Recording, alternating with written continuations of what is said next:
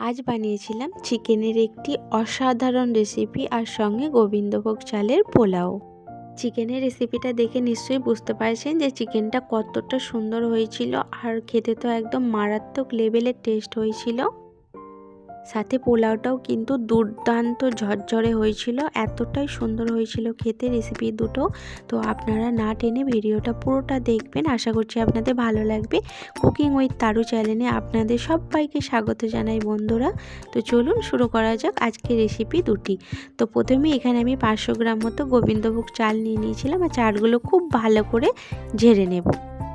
চালটা ঝাড়া হয়ে গেলে ধুয়ে খুব ভালো করে কচলে পানি ঝরাতে দিয়ে দেব। আর এদিকে আমি নিয়ে নিয়েছিলাম চিকেনের লেগ পিস দুটো আর বড় বড় কিছু চিকেনের পিস। খুব ভালো করে ধুয়ে দিয়ে দিলাম হাফ চামচ মতো গোলমরিচের গুঁড়ো আর 2 চামচের মতো নুন দিয়ে দেব। আর কিচ্ছু দেব না। এবার খুব ভালো করে মেখে নিয়ে কিছুক্ষণ রেস্টে রেখে দিতে হবে। এই রান্নাটা কিন্তু অনেক কম মশলাতেই করব আমি, আর অনেক পারফেক্টভাবে, আর একদম স্বাদটা অন্যরকম হবে। চিকেন তো আমরা বরাবরই সবাই খেয়ে থাকি, একই ধরনের টেস্ট লাগে, কিন্তু এই চিকেনটা একদম আলাদা রকম হবে খেতে। চিকেনটা এরকমভাবেই মাখিয়ে আমি রেখে দেবো কিছুক্ষণ রেস্টে। আর এখানে আমি নিয়ে নিচ্ছি বড় একটি জায়গা, তার মধ্যে নিয়ে নিলাম 2 চামচ মতো ঘি। এবার পেঁয়াজটাকে খুব ভালো করে বেরেস্তা করে নেব। এতে দিয়ে দিলাম অল্প পরিমাণ চিনি, 4 থেকে 5 দানা মতো। চিনিটা দেওয়ার ফলে কি হবে, আমাদের এই বেরেস্তাটা আরও মুচমুচে আর খুব সুন্দর ক্রিস্পি হবে। দেখুন আমার পেঁয়াজ বেরেস্তা একদম রেডি হয়ে গেছে। এবার আমি তুলে নেব। এবার আগে আমি যে চালটা ধুয়ে রেখেছিলাম সেই চালটা ওই ঘিয়ের মধ্যে দিয়ে খুব ভালো করে একটু ভেজে নেব। পোলাওটা কিন্তু একদমই গলে যাবে না, পারফেক্টভাবে হবে, তার জন্য আপনাদের ঘরে খুব মন দিয়ে আমার রেসিপিটি দেখতে হবে। দেখুন যতক্ষণে চালটা ভাজা হচ্ছে আমি এদিকে একটি পাতিলার মধ্যে পানি গরম করতে দিয়ে দিয়েছি। পানিটা কিন্তু হালকা কুসুম গরম করবেন, বেশি গরম করবেন না। এবার দেখুন এদিকে আমার চালটাও কিন্তু ভাজা হচ্ছে, খুব সুন্দর করে চালটা ঘিয়ের মধ্যে ভেজে নিয়েছি। এবার আমি যে ওই হালকা কুসুম গরম পানিটা করেছিলাম সেটা এটার মধ্যে দিয়ে দেব। আমি আগেই বলে দিচ্ছি চালটা যা থাকবে তার থেকে ডবল কিন্তু আপনাদেরকে পানি দিতে হবে। ধরুন আমি যদি 1 কাপের মতো চাল দিয়ে থাকি, পানিটা কিন্তু আমি 2 কাপ দেব। ঠিক এরকম পরিমাণেই আপনার পানিটা দেবেন। আমি দেখিয়ে দিলাম কিন্তু ওই পাতিলার মধ্যে আমার যতটা চাল ছিল তার থেকে আমি ডবল পানি দিয়েছি। এবার খুব ভালো করে নেড়ে চেড়ে দেখুন পানিটা কিন্তু ফুটে গেছে। এবার কিছুক্ষণ আমি ঢাকনা দিয়ে ঢেকে রাখবো। বেশ কিছুক্ষণ রাখার পর ঢাকনাটা খুলে দিয়ে দেব স্বাদ মতো নুন আর পরিমাণ মতো হালকা করে চিনি। আপনারা যারা মিষ্টি পছন্দ করেন না তারা চিনিটা স্কিপ করে দেবেন, অসুবিধা নেই। এবার দিয়ে দেব ভেজে রাখা বেরেস্তা করা পেঁয়াজটা। আমি অনেকটা বেরেস্তা করেছিলাম, কিছুটা আমি চিকেনের জন্য তুলে রেখেছি। দেখুন আমার এখানে পোলাও কিন্তু কমপ্লিট হয়ে গেছে। এবার আমি একটি কড়া নিয়ে নিয়েছি আর কড়ার মধ্যে নিয়ে নিলাম পরিমাণ মতো সাদা তেল আর দিয়ে দেব ম্যারিনেট করে রাখা চিকেনগুলো একদম হালকা করে ভাজবো। ভেজে নিলে কি হবে, চিকেনের স্বাদটা পুরোপুরি অন্যরকম লাগবে, অনেক অনেক মজাদার হবে খেতে। দেখুন যতক্ষণ এখানে আমার চিকেনটা ভাজা হচ্ছে আমরা ওদিকে পেঁয়াজ কেটে নিয়েছিলাম, পেঁয়াজটাকে পেস্ট করে নেব। দেখুন পেঁয়াজটা পেস্ট করা হয়ে গেছে। এবার এখানে আমি নিয়ে নিয়েছি কিছুটা কাজু বাদাম, 10 থেকে 12টা মতো কাজু বাদামটাও পেস্ট করে নেব খুব সুন্দরভাবে। আমার ওখানে বাটাবুটি কমপ্লিট হয়ে গেছে। আদা রসুনও লাগবে, আদা রসুনটা যেহেতু আমার আগে থেকেই বাটা ছিল তাই আমি আর বাটিনি। এবার আমি চিকেনগুলো খুব ভালো করে উল্টে দেব। এক পিঠ আমার হয়ে গেছে ভাজা। দেখুন একদম হালকা করেই ভাজবো চিকেনগুলো। এখানে ভাজা কমপ্লিট হয়ে গেছে, একে একে আমি সমস্ত চিকেনগুলো তুলে নেব। আমার এখানে চিকেনটা ভাজা কমপ্লিট হয়ে গেছে। ওই একই চিকেন ভাজার তেলে আমি দিয়ে দেব শুকনো লঙ্কা, এলাচ, লবঙ্গ, দারচিনি ও কটা গোটা গোলমরিচ ও একটি তেজপাতা। এবার খুব সুন্দর করে এটাকে একটু আঁচা করে নেওয়ার পর দিয়ে দেব বেটে রাখা পেঁয়াজটাও একটু ভাজা ভাজা করে নেব। এই রেসিপিটি একদম কম মশলায় তৈরি হয়ে যায় আর খেতেও অনেক অনেক ভালো লাগে। তো দেখুন আমার এখানে পেঁয়াজটা অনেকটা ভাজা ভাজা হয়ে গেছে। এবার আমি এর মধ্যে দিয়ে দেব স্বাদ মতো নুন। আর দেব 2 চামচ ধনের গুঁড়ো আর 1 চামচ মতো জিরের গুঁড়ো। আর দিয়ে দেব আদা রসুনের পেস্ট। এবার খুব ভালো করে নেড়েচেড়ে আমি মশলাগুলো কষিয়ে নেব।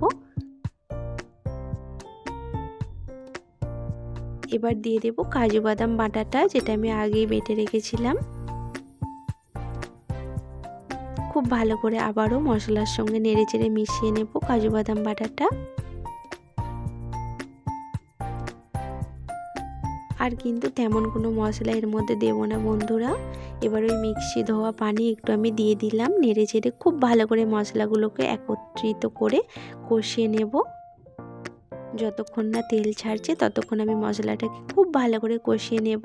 আর এরকম বড় বড় করে কেটে রাখা কিছুটা টমেটো দিয়ে দেব। এতে কি হবে, স্বাদটা আরও সুন্দর আসবে। আর টমেটোগুলো ভাতের সঙ্গে মেখে খেতে দেখবেন দারুণ দারুণ লাগবে বন্ধুরা। দেখুন আমার এখানে সম্পূর্ণ কিন্তু মশলা কষানো হয়ে গেছে, একদম তেল কিন্তু উপরে ছেড়ে দিয়েছে। তারপরেই কিন্তু আমি চিকেনগুলো দিলাম। চিকেনগুলো দেওয়ার পর এবার আমি দিয়ে দেব কিছুটা টক দই। দেখুন টক দইটা আমি ফাটিয়ে রেখেছিলাম, এবার কিন্তু দিয়ে দিলাম টক দইটা। এবার খুব ভালো করে নেড়ে চেড়ে টক দইটা আমি চিকেনের সঙ্গে মিশিয়ে দেব। এই অবস্থায় কিন্তু আপনারা গ্যাসের ফ্লেমটা একদম লো রেখে দেবেন, নাহলে কিন্তু দইটা ফেটে যাওয়ার ভয় থাকবে। এবার খুব ভালো করে নেড়ে চেড়ে আমি মশলার সঙ্গে চিকেন আর দইটাকে মিশিয়ে নেব। একদম কম মশলায় আর সহজভাবে দেখানোর চেষ্টা করেছি বন্ধুরা, যাতে আপনারা সবাই বানাতে পারেন। দেখুন আমি কিন্তু খুব ভালো করে কষিয়ে নিচ্ছি আবারও মশলার সঙ্গে চিকেনটাকে।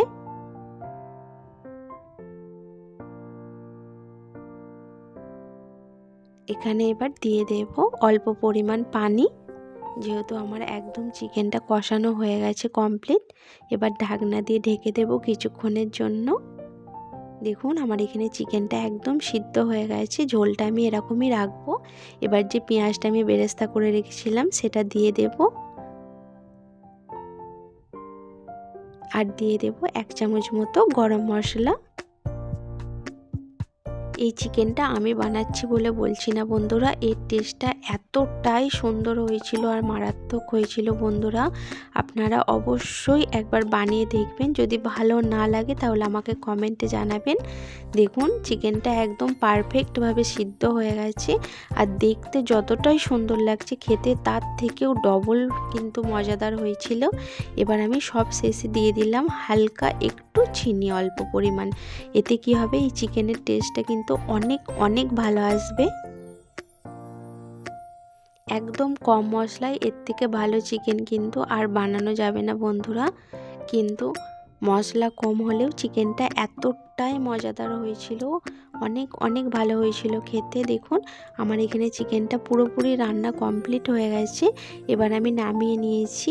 এবার সবশেষে কি করব, একটু অল্প পরিমাণ ঘি গ্যাসে এরকম আঁচে গরম করে আমি ওপরে ছড়িয়ে দেব, দিয়ে ঢাকনা দিয়ে ঢেকে দেব। দেখবেন অনেক অনেক সুন্দর একটি স্মেল আসবে আর খেতে অনেক ভালো লাগবে।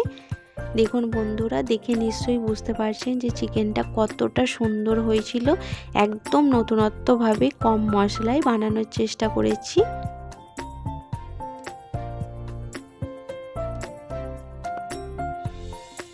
দেখুন চিকেনটা একদম জুসি হয়েছিল, অনেক ভালোভাবে সিদ্ধ হয়ে গেছিল আর খেতেও অনেক অনেক সুন্দর হয়েছিল। তো আপনারা সবাই একবার করে ট্রাই করে দেখবেন। আর পোলাওটা দেখুন বন্ধুরা কতটা ঝরঝরে আর সুন্দর হয়েছিল। তো অনেক কম সময়ে আপনাদের কাছে সহজভাবে দেখানোর চেষ্টা করেছি।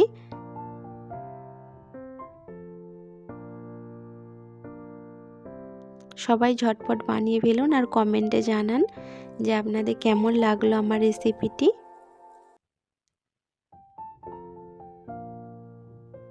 তো চলুন এবার টেস্ট করে দেখা যাক যে আজকে রেসিপি দুটো কেমন হয়েছে। আমি এখানে নিয়ে নিয়েছি অল্প পরিমাণ পোলাও, এবার টেস্ট করে দেখব যে কেমন হয়েছে। চিকেনটা আমি ভেঙে দেখাচ্ছি, দেখুন কতটা জুসি আর সুন্দর হয়েছিল বন্ধুরা। চিকেনটা ভেঙে যখন পোলাওয়ের সঙ্গে মেখে মুখে দিলাম বন্ধুরা, এর টেস্ট কিন্তু ভোলার মতো নয়, অনেক অনেক মজাদার হয়েছিল খেতে। তো আপনাদের যদি আমার রেসিপি ভালো লাগে বন্ধুরা, তো অবশ্যই আমার চ্যানেলটি সাবস্ক্রাইব করে নেবেন, আর সঙ্গে লাইক কমেন্ট শেয়ার করতেও ভুলবেন না, বেল আইকনটিও প্রেস করে দেবেন, যাতে সবার প্রথমে আমার এরম নিত্য নতুন ভিডিওগুলো আপনাদের কাছে পৌঁছে যায়।